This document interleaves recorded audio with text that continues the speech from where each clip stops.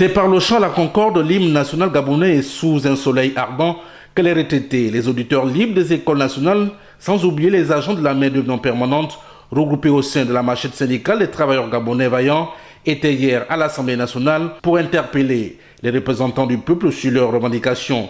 Après avoir été reçus par le président de cette institution, le président de la MSTGV fait le point. Ce n'est pas à l'Assemblée nationale de mettre en œuvre la politique de la nation.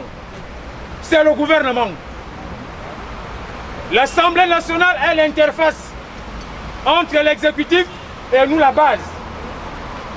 Ils nous ont écoutés. Ils nous ont écoutés. Ils vont saisir le gouvernement. Et ils vont revenir vers nous. Ils ne peuvent pas faire des promesses. Ce n'est pas à eux de régler ce problème.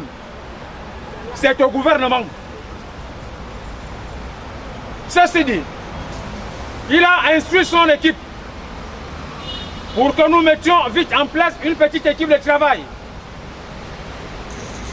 afin que nous arrêtions ensemble les stratégies et le plan d'attaque qui ne risque rien.